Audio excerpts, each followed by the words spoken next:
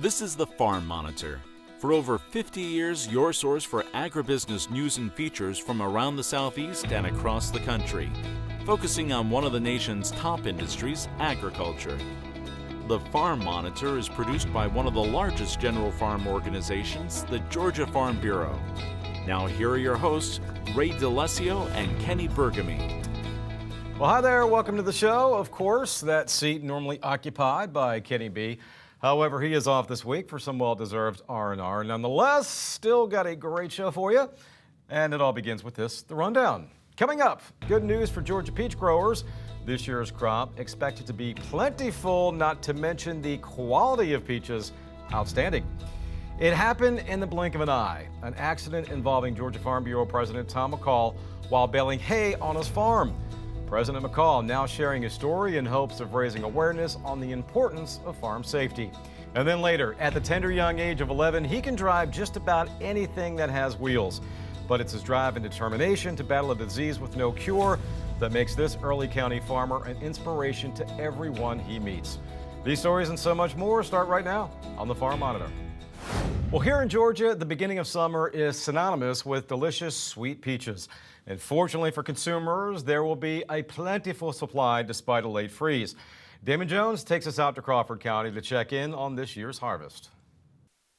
It's that time of year again as the unrivaled sweet Georgia peach is ready to come out of the field and onto your shelves. And after months of preparation, it's gratifying to finally see all that hard work come to fruition. Feels good, always a lot of dust to kick off and everything like that, getting started up, so not without some issues, but overall glad to get going. And so far so good, as this year's crop is another strong one, as ideal growing conditions have resulted in both exceptional quantity and quality. The weather was very cooperative. We didn't have too much or too little rain, good rain. It was a moderate, kind of cool spring, which was great, we feel like for fruit, size, color.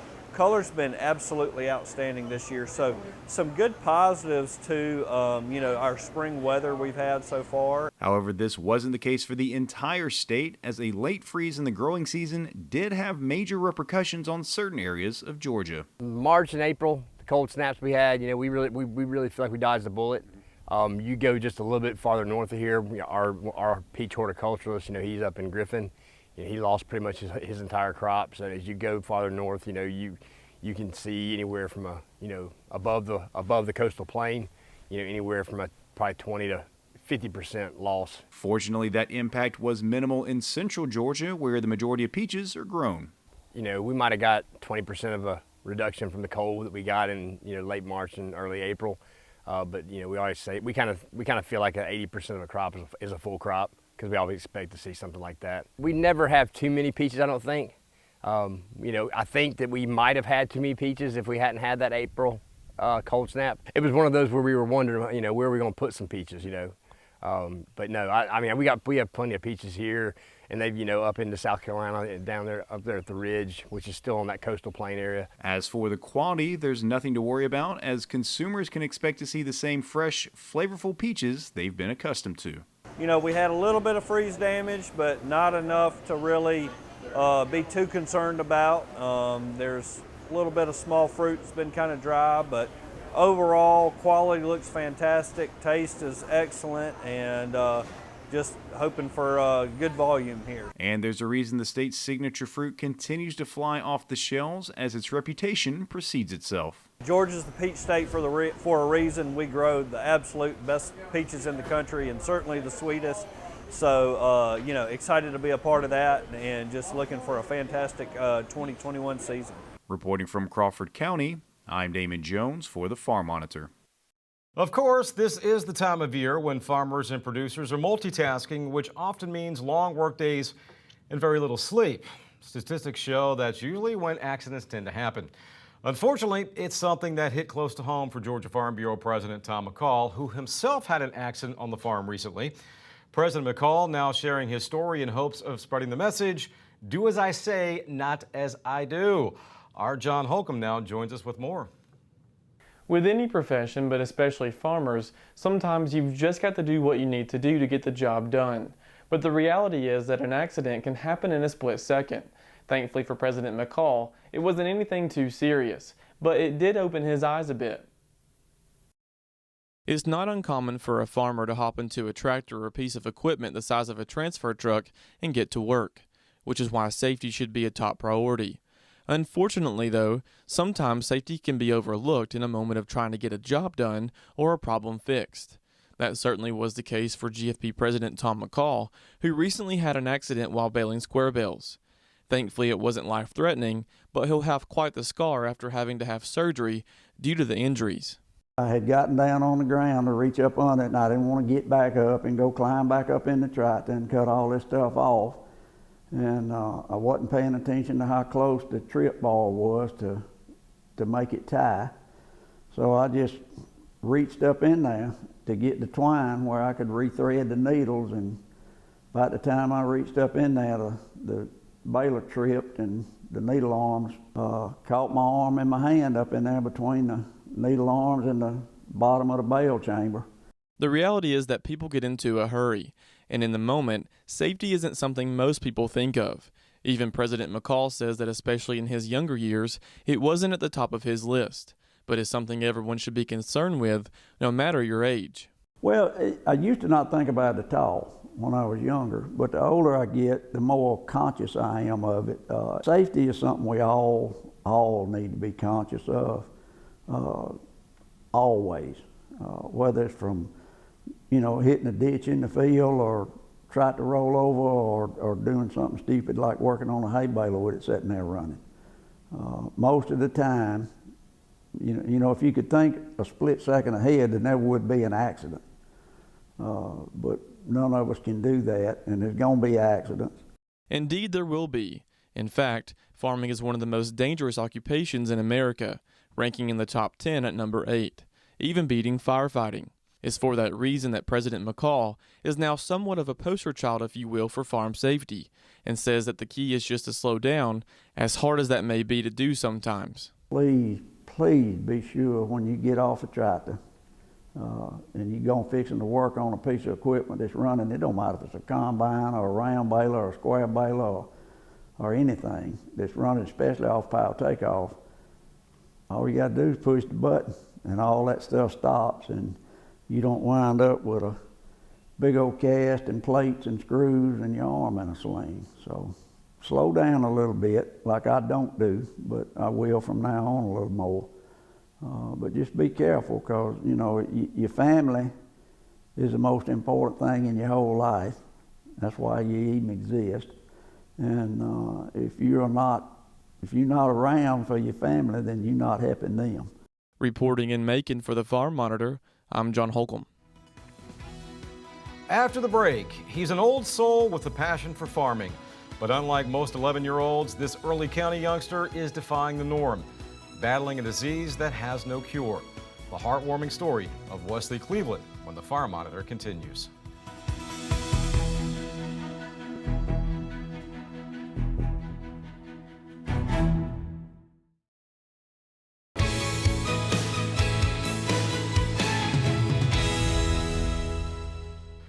So I think we've all been there, come across a child that makes a lasting impression, inspires us maybe, makes you think to yourself, that kid is beyond their years. 11-year-old Wesley Cleveland is that kid. He was the Grand Marshal at this year's Peanut Proud Festival in Blakely, Georgia, where they surprised him with the honor of being named the 2021 Ag Producer of the Year. That's right. Wesley is a full-blown farmer. His favorite crop? Peanuts. His dreams and aspirations? Huge. Problem is, Wesley is in a race against time, battling a disease that is 100% fatal. But as you're about to see, there is nothing, and I mean nothing, that is going to prevent Wesley from doing what he loves the most, and that's tending to his fields and driving tractors. All right, put it on now.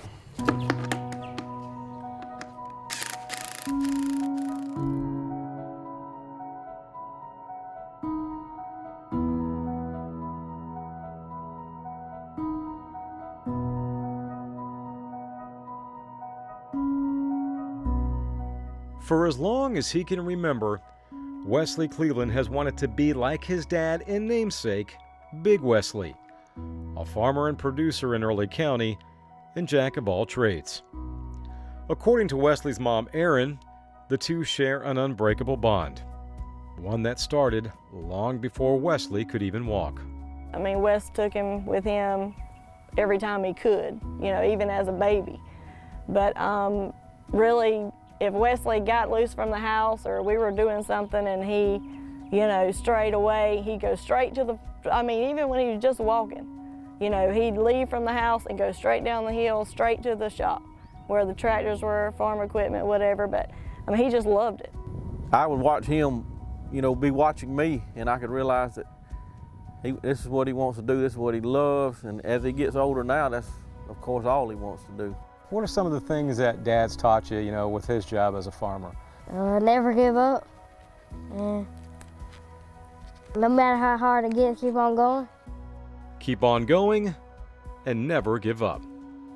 A cliche often overused, but a motto Wesley and his family live by every single day. You see, about the time he began showing an interest in farming, Wesley's parents noticed something else. So it was really around 4 when the nursery kind of said, you know, he's a little bit harder for him to get up from a seated position than the other kids. And I still, you know, was like, well, he's a toe walker, it is hard to go from sitting to your toes. And so then, you know, we said, well, we'll, you know, have him checked and we'll see. Really more to try to get him off of his toes. And then, you know, we went to Columbus and Dr. Anakar just said, you know, we can fix his toes, but we can fix his feet, but, you know, there's something else going on. So we saw a neurologist. So it was around right at 5 years old when we actually got the Duchenne diagnosis.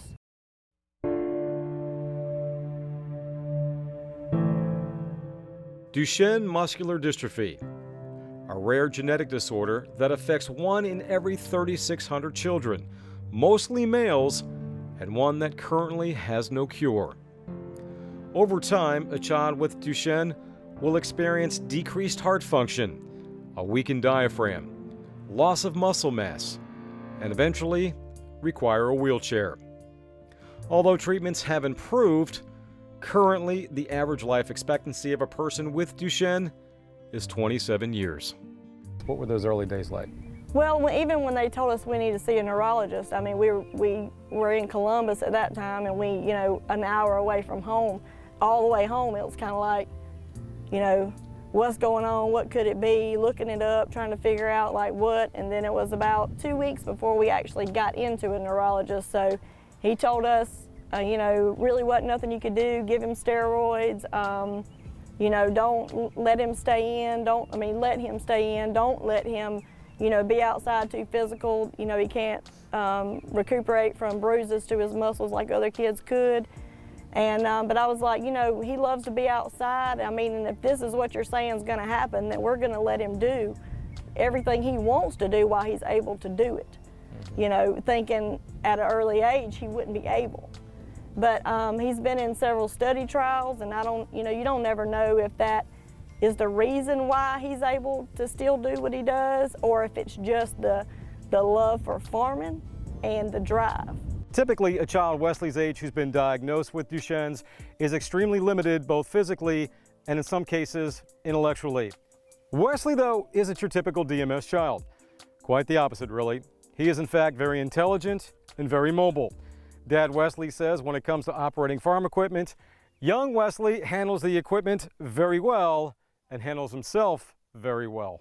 The planter runs off this, the satellite. This is how you change the farm and the fields right here. That's the last place that we went.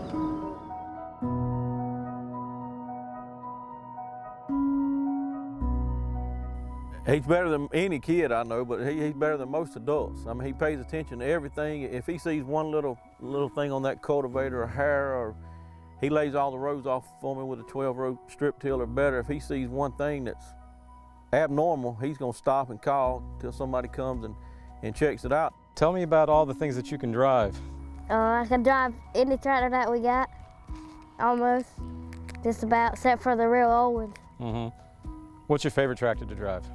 The 8370. That's the one that was just there. What do you like about that? It's easier to drive because it ain't got gears in it. It's got IVT. Wesley is my #1 concern.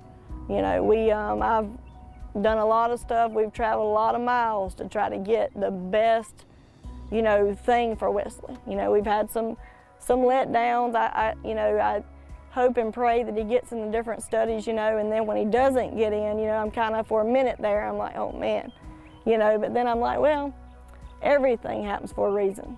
We've been in so many situations and things have happened, and it's just because that's the way it's supposed to be. There ain't no other way to explain it. Well, just like when we plant these peanuts out here, they may make it. They may have a wonderful year, they may not, but we're not going to give up on it till the end. You know, we're going to gather the crop and see what's there. Same thing with him. He's not going to give up. We're not going to give up. We're going to fight it to the end and hopefully come out with a good health, just like we're going to come out with a good peanut crop this year. Just because something doesn't work fine one day don't mean tomorrow ain't going to be any better, you know. Just take every day and get the best out of it.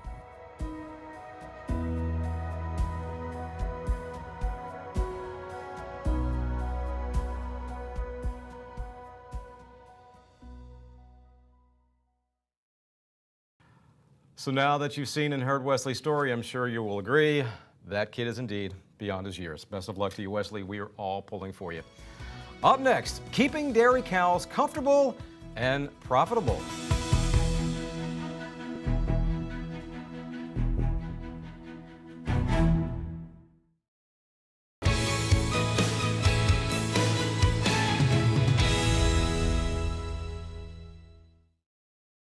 A common tie that bonds all dairy farmers is a commitment to cow care and comfort. Especially leading into the warmer summer months, it requires much planning and consideration to keep animals cool, comfortable, and in top condition. The Dairyland Initiative aims to bring the latest recommendations through academic research and clinical experience back to the farm. Outreach Specialist Courtney Hallbach. As the Dairyland Initiative, we recommend a soft, comfortable surface that cows can maximize their resting time, which we're going to target for 12 to 14 hours a day. A lot of that centers on how much time they're in the pen and out of the pen. We want to make sure that they have a comfortable bed to come back and rest on, whether that's a bedded pack with straw bedding or in a free stall.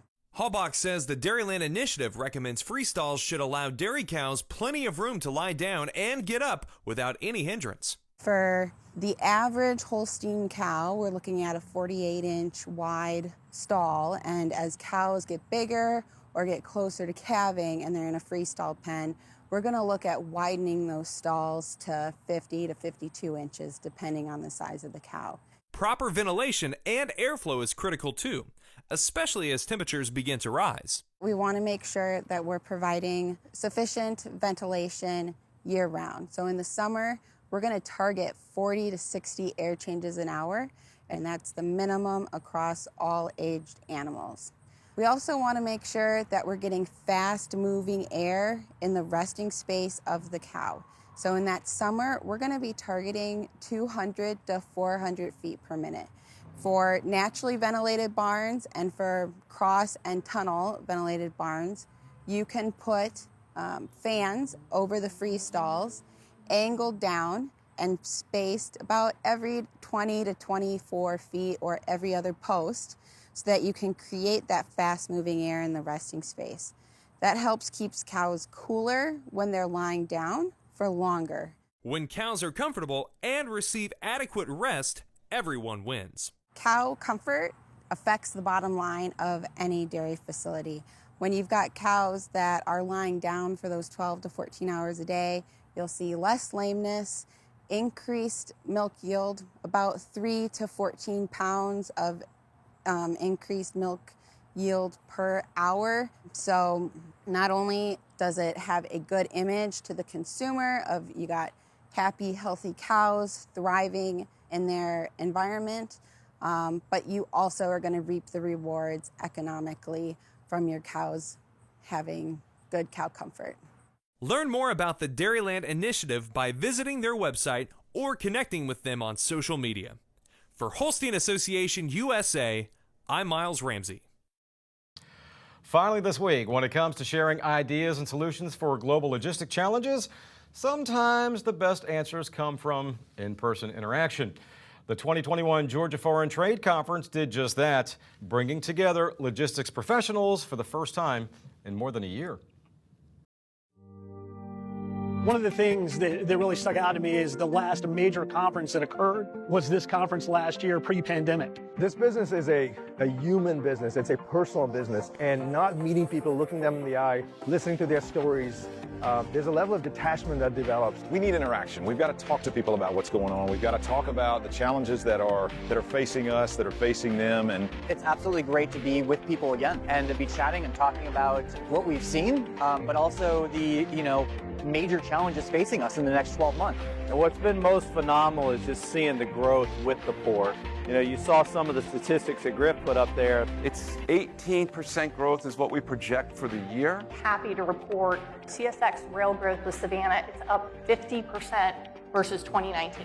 We sell the port, but the port helps sell us as well. By supporting small businesses and other major industries, ports of Savannah and Brunswick and GPA's inland facilities will continue to fuel economic development and attract and retain good-paying jobs for Georgians across the state. And the GPA gives us two key things. It gives us optionality, and it gives us a very competitive way to serve our markets. But without those partnerships that have been created and those relationships, we would have never weathered this storm. Never. We want to continue our business with GPA. When we have a problem, we've never, ever had an issue that we couldn't resolve together. So we have to get more people into the workforce, train, and get people ready to service these customers and service these ships. Here we are sharing those ideas, trying to look for the future, trying to make sure that the GPA and the ILA continue to be one of the greatest teams in the history of these United States. In a year that's been so much change, positive change at Georgia Port Authority in terms of what they're doing. It brings jobs, it brings opportunities. It's just phenomenal the growth that the port has brought to the state of Georgia. But Savannah is a primary load port for so many destinations on a day-to-day basis that are essential to connect with our customers overseas. They're saying within 10 years that Savannah could surpass New York and New Jersey. In reality, I think it'll be sooner than that. As the port thrives, the state of Georgia thrives. They're always looking for the future. They're always planning for the future. We in Georgia are focused on getting everything back to a normal state and then just building on top of that. I got to tell you, it has been absolutely awesome. The smiling faces, people just toasting each other and hadn't seen and hugging and all that good stuff. Just wonderful to be back together again.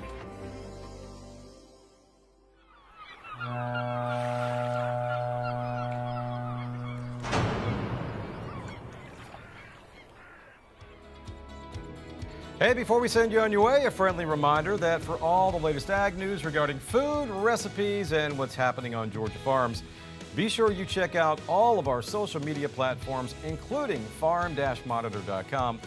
You'll stay informed and see what's up in the world of agriculture and with us here at the show. Take care, everybody. We'll see you next time right here on the Farm Monitor. Have a great week.